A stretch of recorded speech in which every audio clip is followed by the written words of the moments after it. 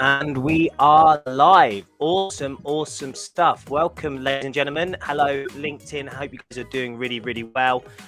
We're really excited for today's show. We're going to be talking about something that I feel like is not something that people explore too much in the realm of content-wise, and I don't know why, because it's something that we all go through and something that we all need. We all are concerned about, maybe excited for. Some people find it daunting, but it's all about retirement and how you navigate that identity shift. And that's something that I'm really excited. I've got a panel today with Andrew Chai, and Don Toenshaw.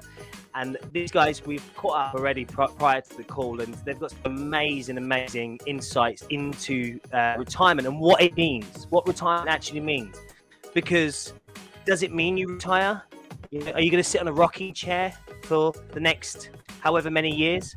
Or, and what does it do to your emotional state also? So before we go into the topic, I'd love to introduce you to our panel. As I said earlier, we have Andrew Chai and we have Don Toenshaw, but I'll let them introduce themselves. So Andrew, if you want to start with yourself, that would be amazing. Sure. Thanks, Antonio. Well, my name is Andrew. I'm a local Singaporean. I grew up in Singapore my life. I did further my studies in the United States. I had the privilege and the blessings of working in various companies, multinationals. With I did different jobs all the time. From one job to another, it was never the same. So I never had the same type of position. I would say in total, I had about 10 different exposure, maybe in 3 different companies, 10 different types of exposure across all functions of business. And then when September 11 happened, I saw that opportunity to look into an area that the aviation industry didn't look at significantly, because United Airlines lost 2 aircraft, and I wonder why they filed Chapter 11 right after that, despite having such a large fleet of 100 over aircrafts.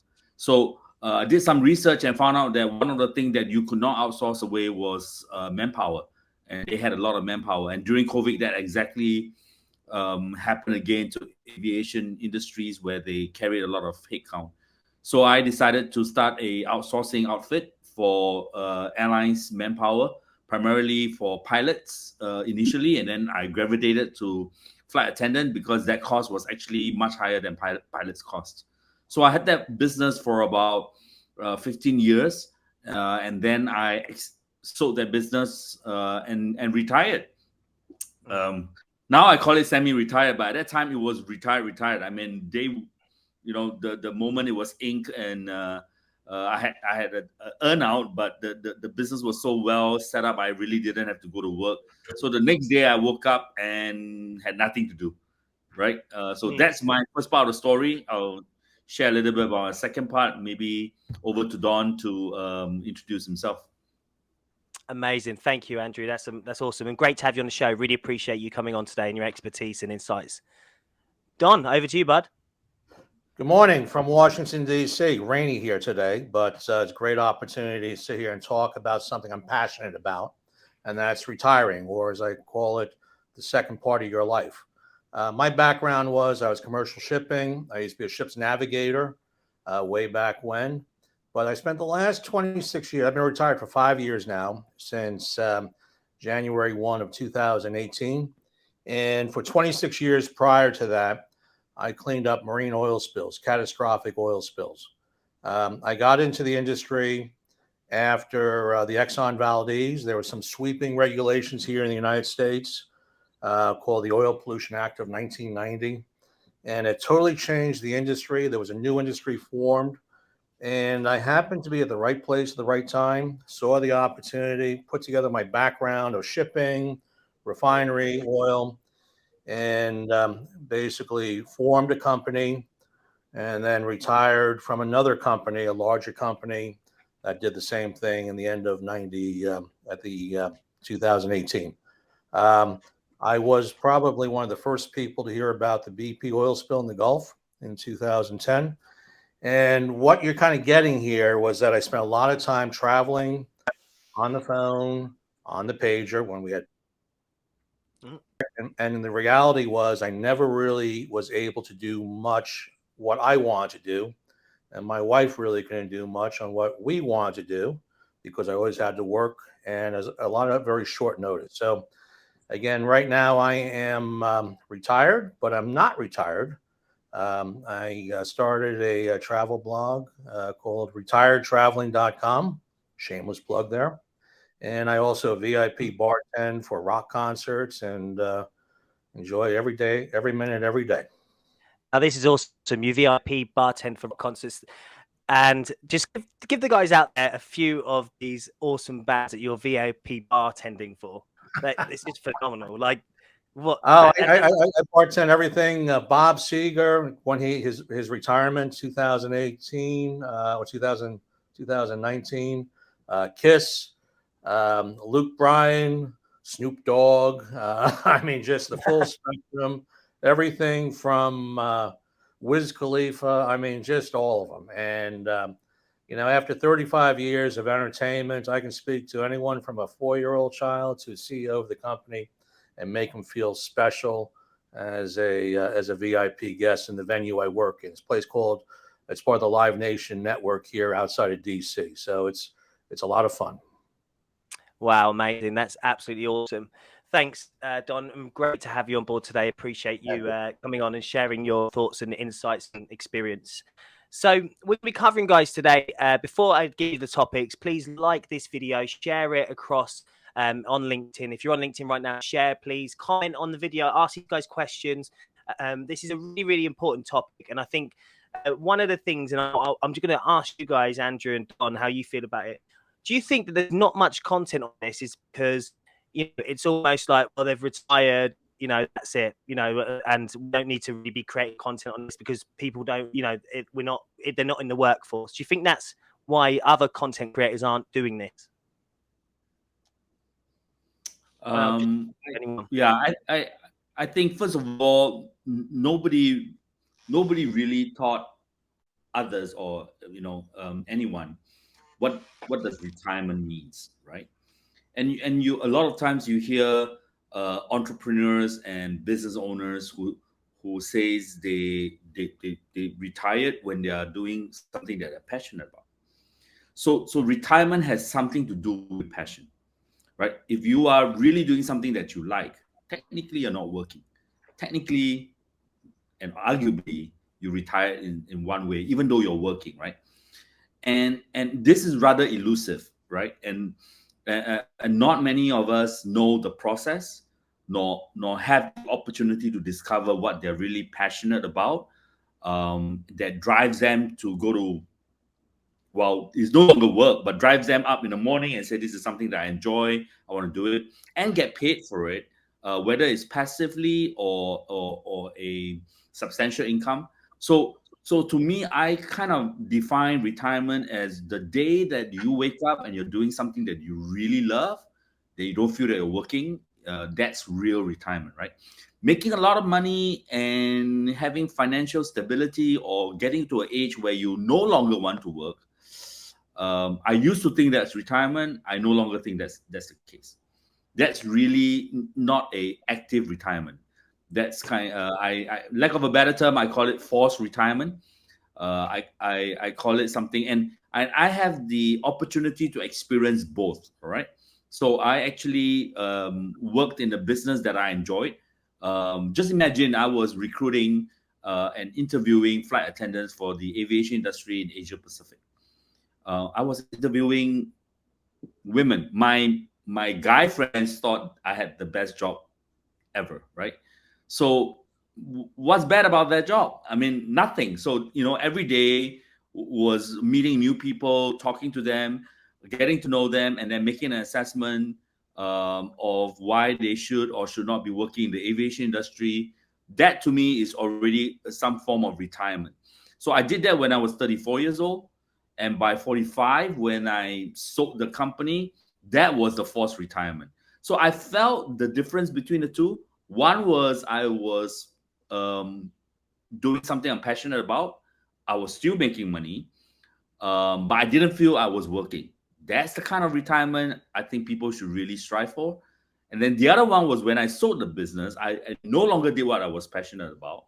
I didn't really have a money issue at that time, but I had nothing to do. I had no purpose. I had no direction, and I thought I retired. In reality, I really didn't. So I used to tell my friends. I mean, you see a few strains of white hair here.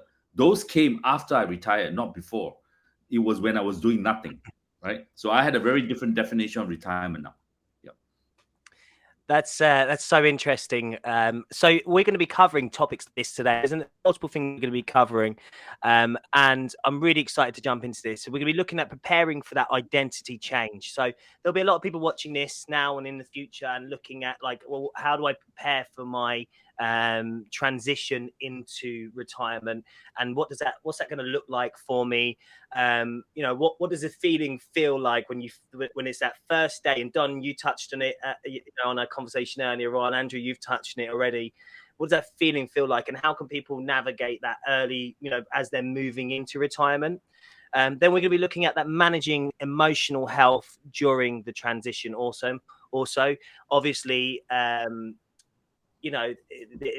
comes from identity, purpose, and all those items that we're going to be looking at. And how do you discover new passions, in and interests when you've been doing one thing for so long? That's quite exciting for me to unpick that or unpack that rather. And then we're going to be looking at relationship dynamics. How have your partners felt about you being around all the time now? How have your family felt about you, being accessible all the time? Those types of things. Then we're going to be looking at stuff around community engagement post retirement, and how important that is for, I guess, sanity, well-being, and all those items. You both have stories to tell on this, so I can't wait to jump into this.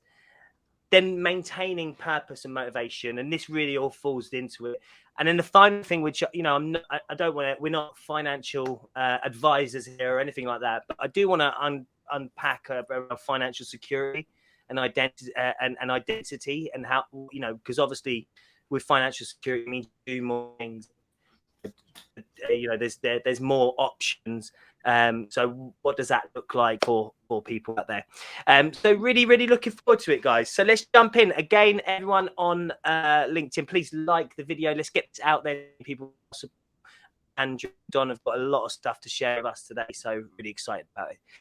So I'll jump to you, Don. So share your personal experience when you were preparing for that identity change when it to time. Thank you very much. That's a very good question. I knew I was leaving my company probably summertime of 2017. I was transitioning out.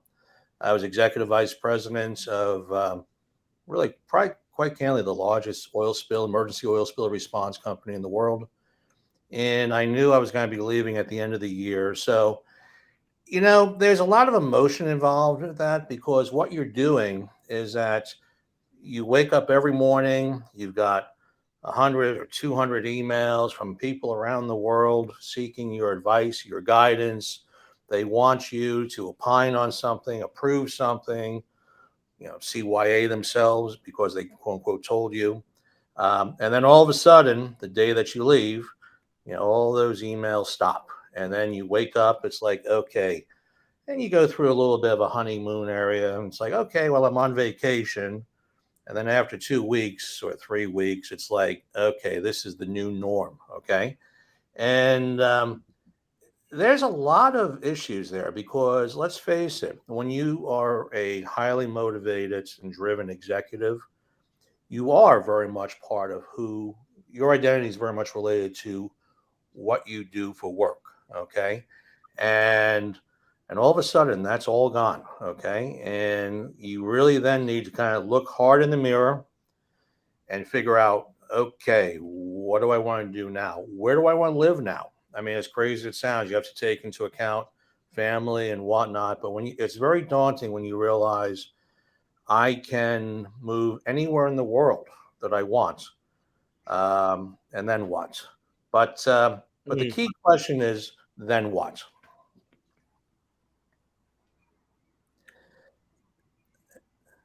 And I guess, Antonio, my real thesis is, and I've told this many times, you got to do something, and you got to maintain your sanity, your sense of self-worth, and whatever that is, consulting, transitioning to the new management, which it sounds like, that could have been a case in Andrew's situation.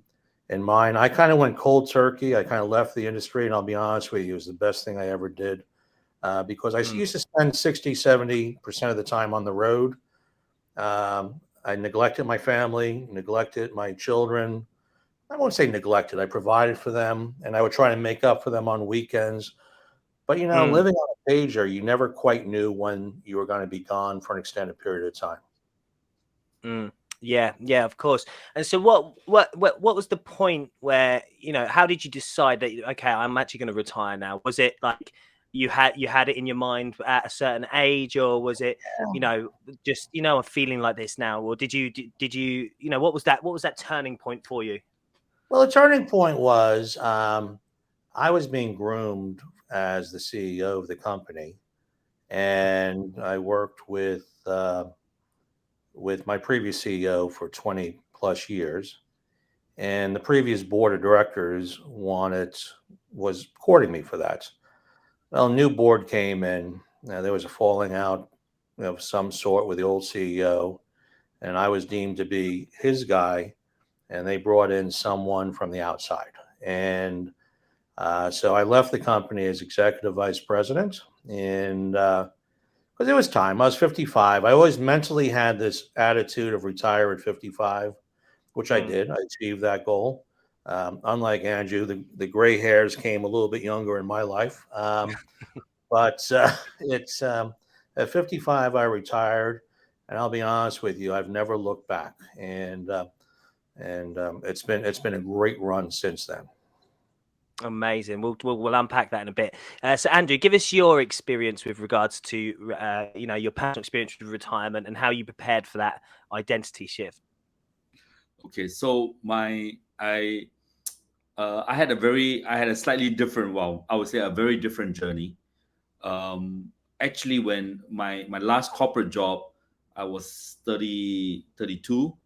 I was being groomed to be the Asia Pacific president of Honeywell in Asia, and the stress level was extremely high. I understand the number of emails that Don gets, about 200. I get slightly less.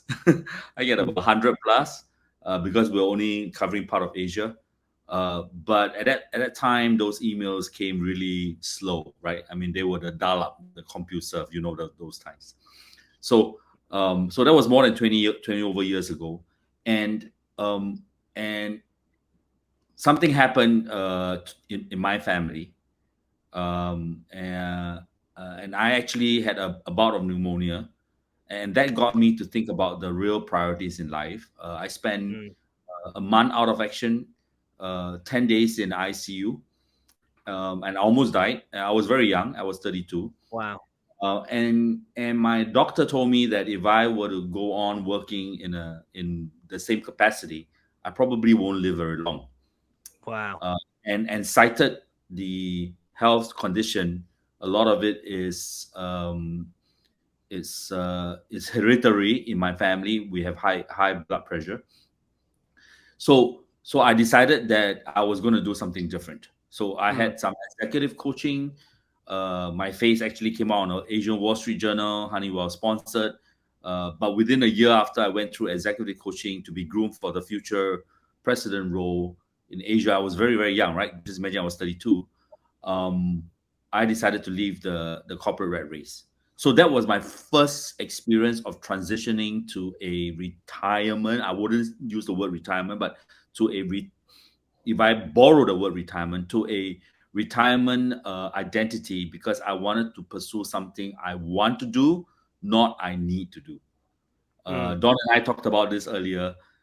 Is the one that has really made us feel that attachment, that sense of identity, right? So that was the identity I was searching for. And so when I jumped cold turkey into setting up the business of hiring flight attendants and airline, because I wanted to be a pilot all my life, but I never got a chance. So and I did that as a business. So that was my first taste of what retirement feels like. I had something to do. I made some money. It was very small initially, but I didn't feel I was working. So that was the first experience, right? But by the time at 45, which I sold the company, I had the second identity adjustment called retirement, right? That was when I had some money, enough to last probably the rest of my life. But hey, I didn't have that passion. So I think a lot of us might get caught into this two identity. Now, what would be ideal? I think the ideal is the first identity, and the ideal is what you want to do, what do you enjoy doing. If you're not doing something you enjoy, then that's not retirement. So in my opinion, if you can sit by the beach all day long and do nothing and you think you enjoy it, that's retirement for you, but might not live very long. So I shared previously that after I retired at 45, within 4 years, my father passed away. I spent the last 4 years with him, going to church regularly. Then I looked at his journey because he retired early. He retired 55. He didn't want to work anymore. And he preoccupied himself with some things he did in church, but it wasn't enough. And he aged very fast. And by the time he was 65, 10 years into the retirement, his health was deteriorating. And I saw the same thing happening to me the last 10 years. I saw exactly that problem because I wasn't doing anything that I had. And what do you mind if I jump in, Andrew? What do you think is why do you think your health started deteriorating at retirement? Like, what was it about that? Well, don't talk about the first thing you realize is you got nothing to do, right? So I was walking my dog and I was getting irritated with my dog because I had nothing to do, right? I had no destination, no vision, no identity. I didn't know where I was going. There's only that much holidays you can go for after a while. So, for the first 6 months of that retirement phase, I was traveling and then having a good time. But after a while, friends are still working. They can't see me all day long. And the family sees me all the time. And things just don't fall in place, right? Because there's a lack of purpose. And I think a purpose driven life is what we are made to do. But when one person retire and doesn't have a purpose, then that transition towards that purpose is extremely critical. Now, if we looked at our childhood, there are so many things we wanted to do, but we have forgotten how important they were after. And this is the best time if you were thinking of retiring. What is that purpose, that passion, that's something that you want to pursue? I had a little process that I used in order for me to get there. And that soul searching process that I went through actually helped me identify. And that's one of the reasons why I came back and set up my second startup, which is Drawmetrics, and this company called Uniquely. Is because I found a newfound purpose. So am I still retired? Yeah, I still wake up and take my time and have my coffee and read my newspaper and chill. But I got a purpose, I got something to do, right? Maybe Don can share his point of view.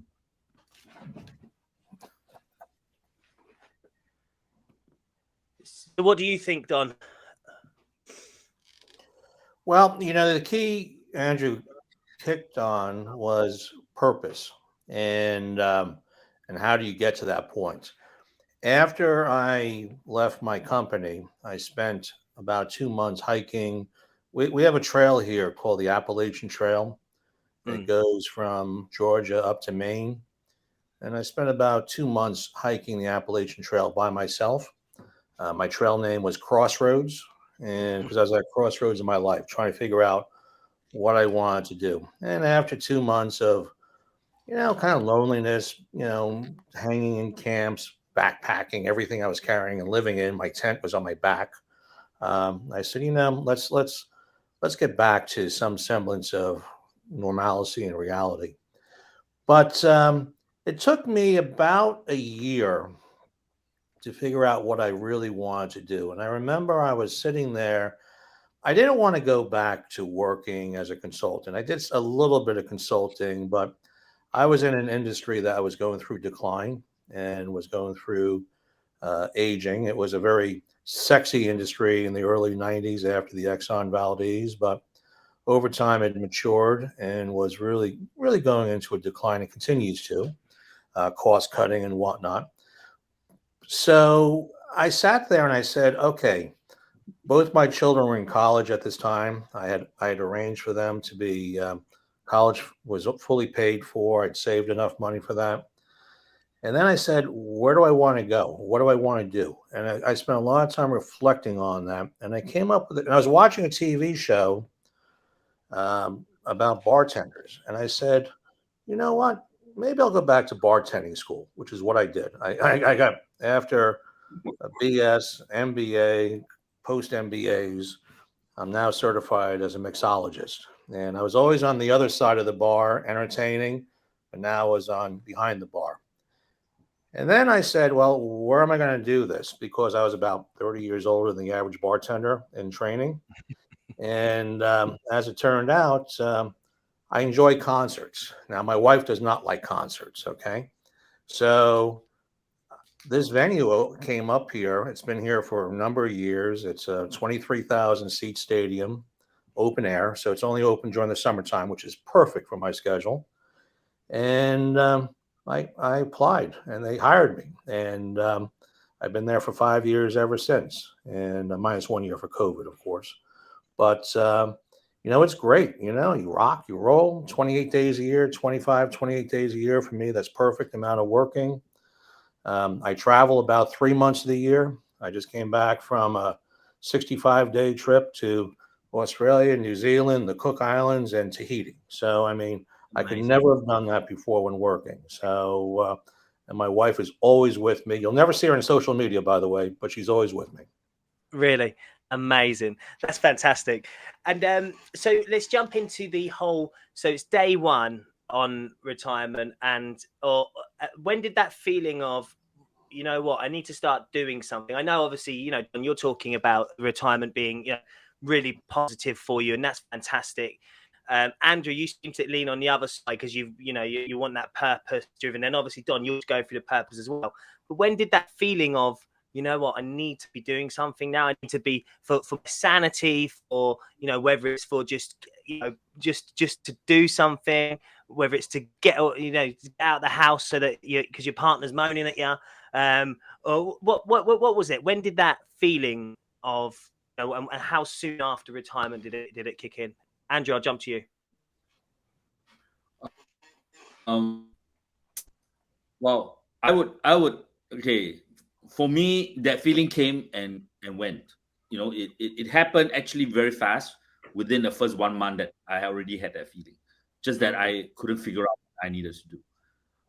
If you want to get a sense of the feeling, just recall the time of COVID. The time of COVID, people just pretty much had to stop working, right? If you will. They did remote, but things came to a standstill. That's the kind of feeling that's probably very close if you've never had that feeling before. So to me, it was within the first month, although I did travel for up to about 6 months during that time. And all the time that thought was in my head, right? I need to do something. I need to do something. But the real punch, the real kick in came within the first year. So within the first year, I realized that it is, at this rate, it is, is not going to end up well, right? Mentally,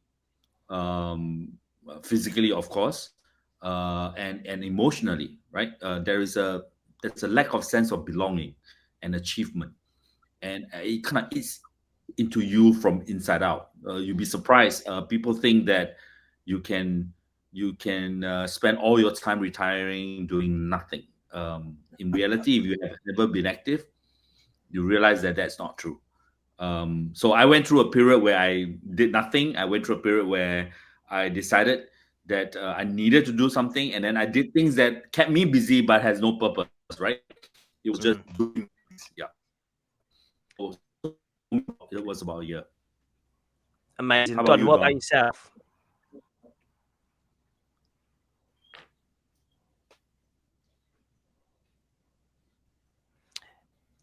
What about yourself, Don? Yeah, no, I would agree. I would agree with Andrew. The first year is probably the most difficult. But let's talk about the elephant in the room. The key is, how do you pay for all this? Okay, how do you? I mean, that's going to drive a lot of this. Now, in my case, I had been planning for quite a few years mentally to retire at 55, and I saved, I invested, I did the right things, and it paid off. Okay. I'm enjoying myself. I can do pretty much whatever I want within reason. Okay, and that's kind of the key there. But a year is a good. That first year is going to be the most difficult part. But as Andrew says, you wake up and it's like, okay, I'm awake. What do I do now? I read the book. I read my paper. Take the dog for a walk. And then the next day you wake up a couple minutes later, and then the next day you wake up, it's like, well, maybe I'll just read the paper in bed, on my iPad or whatever the case may be. And then you got to kind of shake yourself out of that, because you need to get a purpose, okay, whatever that purpose is. And in my case, like I said, I host a web page. It's a travel blog just starting off. It's called retiredtraveling.com. And, we talk to a lot of people. There's a lot of people with information that don't know how to travel, don't know where to go, don't know how to even approach going somewhere and identifying a trip. So I've been doing about 3 months a year traveling. And 3 months a year, I got a beach house. I stay there. And then 6 months a year, I kind of hang here at my primary residence and bartend, play some golf. I'm not very good. And just, kind of enjoy it. But the first year is the most difficult. And anyone that says that, oh, yeah, I'm just going to go retire and live the life of fun and luxury. No, guess what? Because mentally, you're going to go through the entire process of decoupling and deconnecting. And I would almost say, I often tell a joke to new retirees. There's 3 phases of retirement. The first 2 years, you use the term we. Even though you're not part of the we anymore, it's we this, we that. After 2 years, it's they. And then after about 5 years, it's like, did you see what those silly people did? Okay. But it does take you a good year to 2 years to really mentally decouple from what your identity was prior to retirement. And the first year is the most difficult. Yeah. And so jumping into like finding those new passions and interests, obviously retirement opens up new time for often it will open up new time for hobbies and new interests. So give me, Andrew, you seem to have, created a new organization. So give me an insight into the journey to discovering that and actually going, right, this is what I want to do now. Okay. So I'll try to make this succinct. One of the things I didn't say just now was when we retire and we don't, don't talk about the decoupling, and I talk about the engaging of the mind in terms of knowing what's going on around you. When we're working actively, we are engaged with the world, right? You read the news, you know what's the latest happening, and so on. What are the latest trends in the market, management, leadership, theories, and so on, right? You read and you improve yourself. The moment you retire for even just that 1 year, you find that you lose traction with the world, and at some point, you make mistakes, right? So I actually went through a period of time where my assessment of investments, my assessment of people, my decision making was flawed, because I had very little friends to talk with that are in the same category, and those who are retired didn't know or would be able to provide advice. So there is this decoupling that causes this this illusion in terms of, or the lack of contact and knowledge with how the world is working, and that's very dangerous, right? I kind of liken that to being bored at night and taking a cell phone and going online shopping. It's kind of like that, right? So at some point, I was buying things I didn't need, right? I didn't buy the golden toilet bowl, but I bought some golden stuff. Yeah. Well, Yeah, I think we were discussing earlier. I think we're all a bit guilty of that, aren't we? Of and even though I'm not retired, I'm still guilty of that, especially and after a few beers. and part of that is I'll buy. boredom. Yeah, I'll look on Amazon. I'll be like, oh, I need a bow and arrow. I'm going to buy a bow and arrow. So, And that's not. By the way, that's not even a lie. I'm not exaggerating. I actually have a bow and arrow in the garage that I've never used because I wanted to take up archery. That is a true story. Go on, Andrew. Sorry. yeah, so in that journey, after a few years of me trying to invest some of my savings and the proceeds from my business, my assessment was skewed because I didn't have the right contacts. Don did it before he retired. I did it after, which is worse. So so I got myself into some trouble with poor assessment of people. So I invested in businesses that others were running, and in that journey, I forgot that some of the skills that I've honed over the last 25 years of my working, or almost 30 years of my working career, became rusty, right? So one of the things I decided to do was to relook into that. Now, when COVID happened, to me, whether COVID happened or not, I felt the same because it was like what life was before, right? Except there was less people at the mall. That's about it. To me, I went to the mall during daytime anyway when I was retired, so there was less people anyhow, right? So COVID was an opportunity that said, hey, now the whole world has technically stepped back and retired for a while. And I then decided that that was a time that I was going to relook at some of my passion and my purpose. And I created a business using the tools that I used to use. Just quickly, this is not for me to explain in too much details.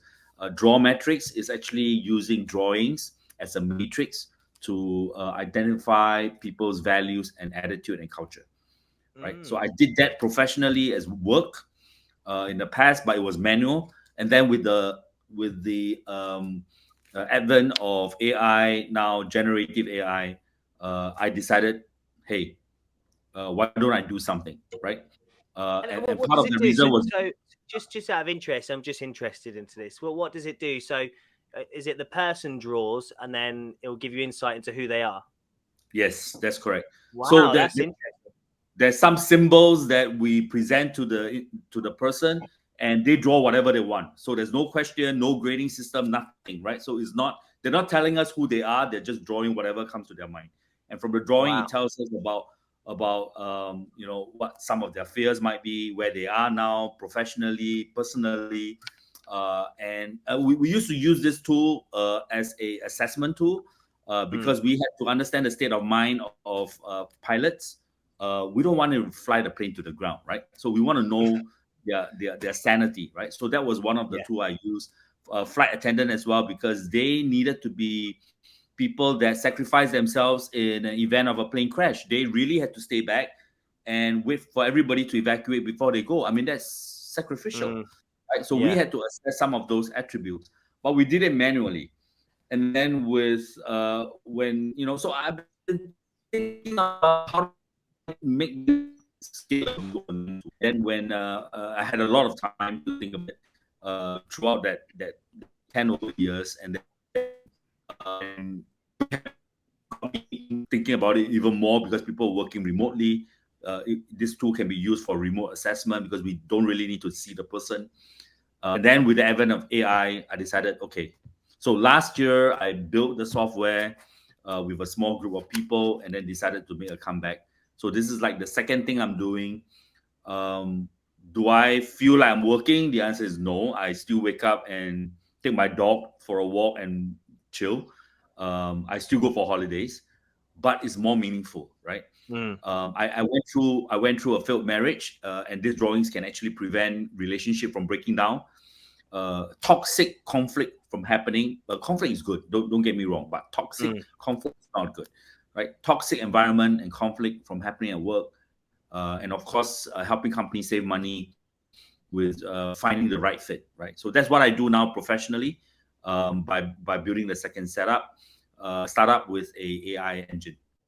Wow, amazing! Sounds super interesting. I'd love to catch up offline on that if that's okay.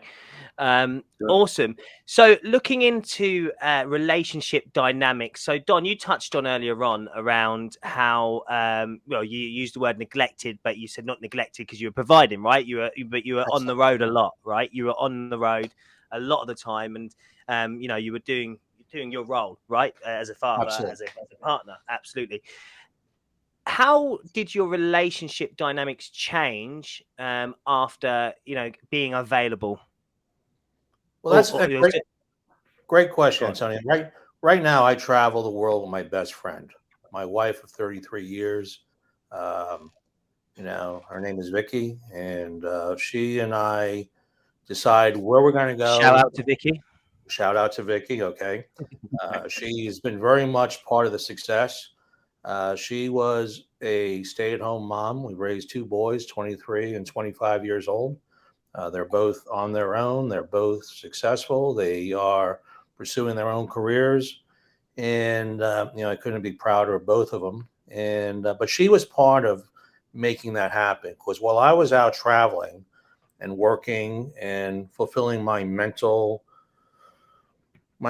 requirements through work and my identity as a EVP of a company, she stayed at home and kept the fires going. She made sure the homework was done. She made Shout sure, out to Vicky.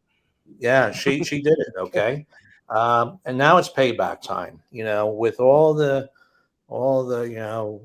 trips I used to do while work. Now it's time. Well, where do we want to go?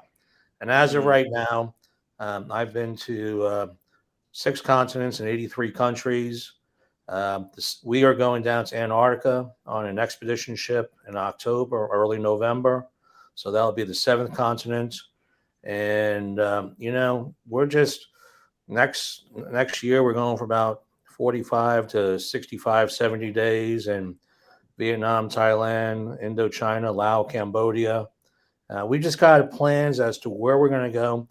My joke is hashtag spending my son's inheritance, because we are basically doing the self-funded, but we're just So having a would you great time. would you say that your would you say your relationship with Vicky has been more enriched by retiring, or or the opposite? No, without a doubt, without a doubt. Now, and the key is when you go from being away 70% of the time. I mean, she's got a very strong personality. She was able to raise a family in many cases as a single parent. I'm using that term, somewhat loosely here. But we respect each other's boundaries. She does her thing, I do my thing. We do a lot of things together. We're always talking. I always kind of keep track of what's on her schedule. She's keeping track on what's on my schedule. Um, you know, she knew I was on this call, so she took care of the dogs and made sure they wouldn't be interrupting us and all that. But no, it's actually gotten much stronger. But there was a solid foundation there to begin with, and it's been a great partnership for 33 years, and looking for another 33 to 40 more years going.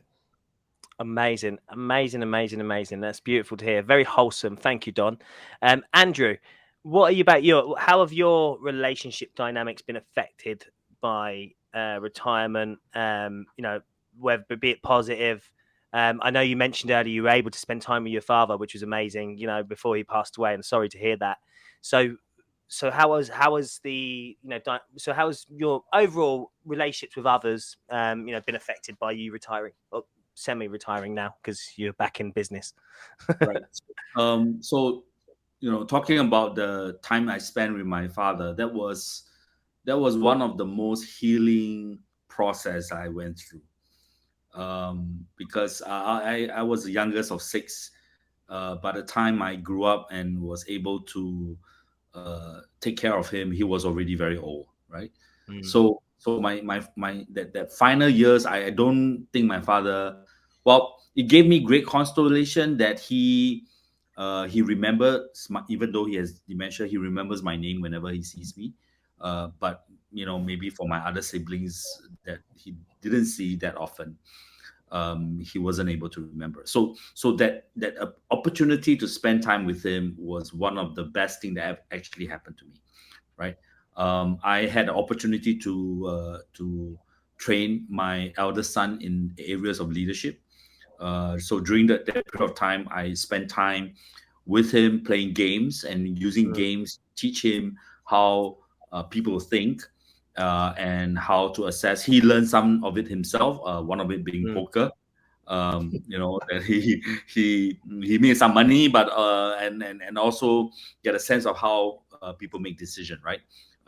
So those things improve over that time. I picked up basketball again. I used to play basketball, so I played with him. Relationship with my wife has always been strong throughout that time. She's a homemaker, and we spend a lot of time traveling and visit families. My wife's from Malaysia, so we go back to her hometown. But COVID made a little bit of a difference, right? Because COVID was a time where the world was disturbed and disillusioned what might mm, happen, right? mm. Uh, and one of the things we were always eating out and having quite a good life. COVID forced us to eat in. Um, How's your so cooking, Andrew? yeah, so I had to learn how to cook. I had to learn. I'm not a good cook. I used to be an okay cook, then it deteriorated. So I had to learn how to cook, but my wife was the one who did most of the cooking. And to make my life interesting during COVID, I should say, she cooked one different dish every single day for every meal during Mm, the period of time where we were locked down in Singapore. And Singapore didn't have that long a time, but it was significant, right? About a month and a half. So that kind of brought us closer together. But I could also see that there were pockets of episodes where our relationship were tested because we were seeing each other so much. mm, One, and we didn't have a vision of what the future. I mean, I was in my early 50s, right? If I were to live for another 30 over years, what am I going to do? So so that was a conversation that we had on an ongoing basis. My wife is actually younger, so she actually wanted to go out and work, and I actually prefer her not to. So we had all this conversation about is this what life is? Is it meaningful? So one of the things we did was to volunteer in church, right? So we went to church and we participated in activities. We volunteered. We did things that to help build the church, and that I think created a sense of purpose. But our purpose goes beyond ourselves. It is uniting the community. So we do need to have a community. If you're thinking of retiring, who are the people you're going to hang out with? That's mm, one question I didn't ask myself when I retired. I didn't know who I was going to hang out with other than my family, right? And not knowing that can be detrimental to a well balanced life, both ways. My wife mm, didn't have a friend; she was always hanging out with me. So we made it a point that she needed to have a community in church. She needed to know the neighbors better, for example, and build her own community and her own mm. identity as well. So all of that is Yeah. important. It needs to be taken into consideration. Yeah. Wow, very, very philosophical. I can learn a lot from you, Andrew. You and especially with the geometrics. I suppose you've learned a lot about like people's psychology and what motivates them and what impacts them, what doesn't, and it's very, very, very interesting and really nice to hear. Very nourishing conversation. I'm really enjoying this. So looking at maintaining that purpose and motivation. So we've touched on it slightly, and I'm actually on a call later on with another gentleman, very similar setup, and we're talking about like navigating purpose in your career. And so I think navigating purpose in retirement is almost more essential than navigating purpose in your career. And Don, I think you touched on earlier on around, when you're, if you're, or might have been you, Andrew. Sorry, excuse me, but as one of you said earlier on, we were in our briefing around being, whether you're working in a job that you hate or a job that you dislike, for instance, that's better than not having a purpose in retirement. Do you know what I mean? So, Don, tell me your thoughts on this. Yeah, that's Andrew's hit on a couple of the salient points. Number one, losing your edge, losing your analytical abilities, but purpose and what is how do you define your own purpose of self-worth? Okay. And another comment that Andrew hit upon was a sense of community. And that is very, in reflection, that's absolutely critical. And one of the things that we've done here is we're a member of a social club, and it's a country club. And, I have a group of friends there. My wife has a group of friends that she's routinely with. So many times we go out together as a couple, or she goes with her friends, or I go with my friends. But also, one of the aspects is that, how do you maintain the mental acuity? Well, I volunteer at the country club on the finance committee. So I used to run a $150 million a year company. And now basically I can sit there on the finance committee, ask questions as a previous EVP, drill down, get to what's the right mix, and help out the overall country club. But purpose is really a critical component. So you think about it, you have your self-worth, you have to have a strong partner, you have to have a goal, something that wakes you up in the morning. My own past life, in my past job, you knew it was time to move on when you would wake up in the morning and say, you know what, I'm not enjoying this anymore. And, I don't really feel like going to work, or maybe I'll just work from home. This is all pre-COVID days and whatnot. And now, quite candidly, I don't suffer that anymore. I wake up, it's like, okay, what am I going to do? I got a goal for the week. I'm going to go work on my travel blog, okay? Or I'm going to go, if I have a bartending, gig, I have that all scheduled out for the rest of the year. I know exactly what days my concerts are, and I can kind of work my schedule around that. I bail out of that as appropriate. This past weekend, I went sailing with my son, teaching my son how to sail. He bought a sailboat. Why he did that, I don't know. But anyway, he bought it. It's his idea, his money. So now the old man is teaching him how to sail, which I probably should have done a number of years ago, but never had the opportunity. But the community, self-worth, something to wake up for every morning is absolutely critical. And you may not be able to figure that out. It may take you a year plus to figure that all out, in my opinion. Amazing. Well, I'm just conscious of the time, guys, and I have another meeting in 15 minutes. But really, really keen to understand your final thoughts. And it's been a really, really, as I said, nourishing conversation. Actually, a very wholesome conversation as well, which has been absolutely lovely. So I really appreciate you guys being open, honest with me. It's been lovely. So tell me your thought on retirement, and if you were to sit down with someone, or someone was to approach you and say, look, I'm retiring, I'm nervous about it, I don't know what to expect, all those things that someone is in concerns, what would be your thoughts and what would you tell them? Andrew, we'll start with you. I think the first thing I would ask them is their financial health, right? Have they planned it in such a way that their financial health is going to last longer than their physical health, right? You do not want to get to a situation where at some point they felt they have not adequately planned it.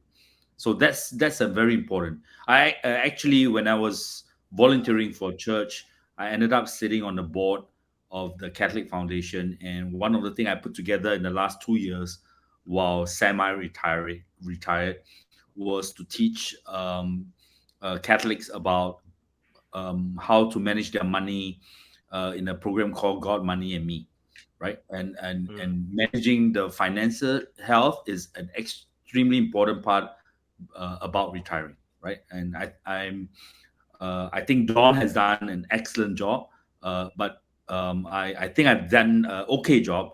But there are a lot of people out there that have not, mentally prepared to go through that. So that's one, the financial health. Then there is the emotional or mental health, which we talk about in terms of the support network, the group, the something to do that excites you. It mustn't be anything that creates stress. Stress is the thing that actually make us fall sick, right?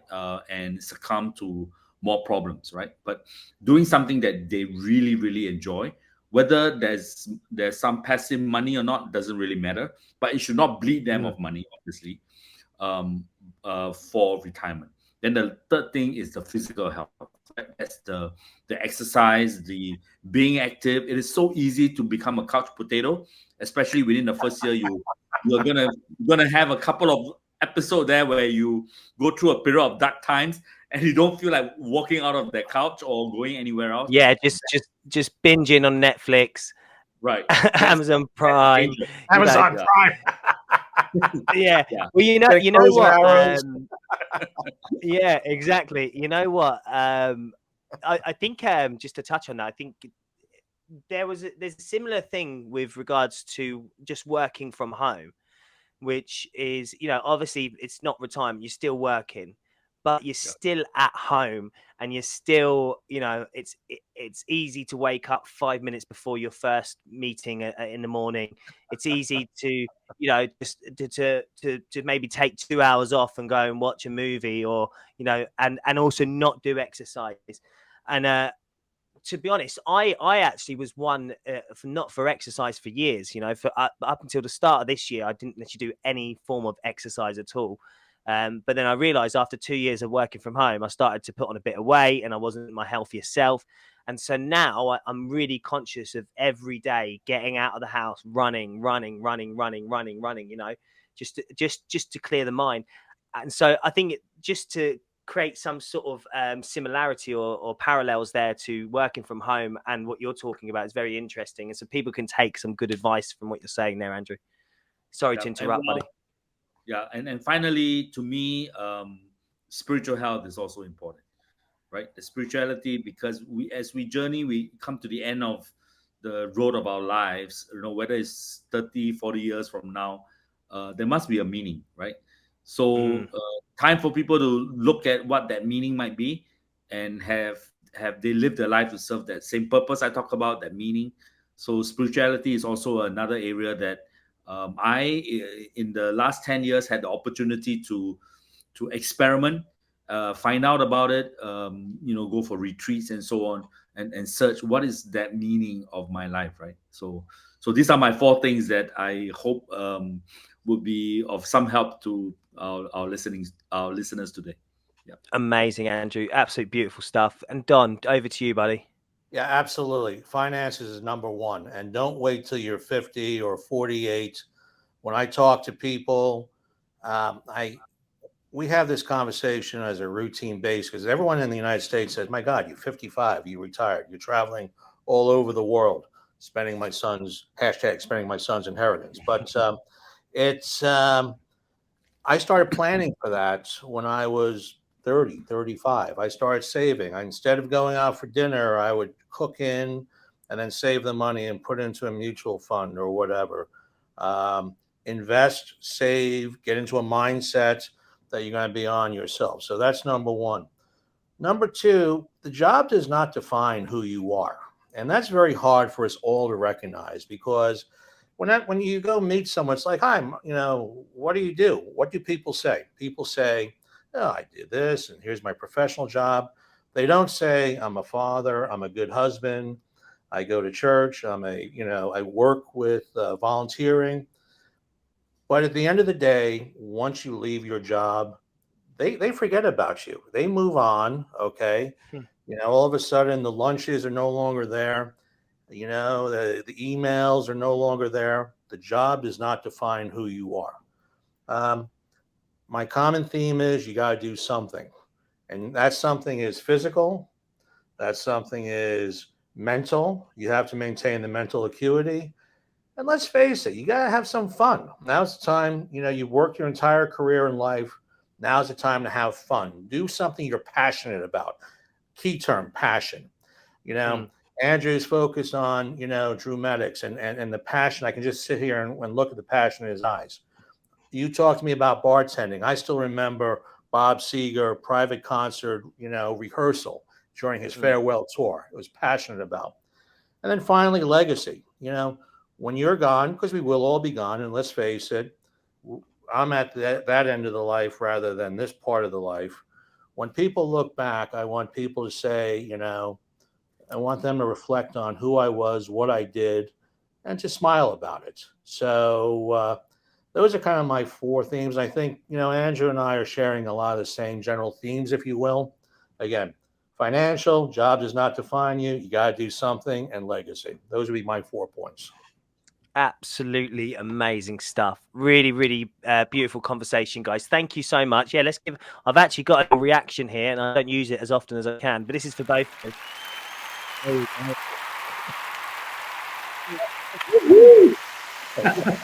Navigate through it, and it's and I'm really trying to stay focused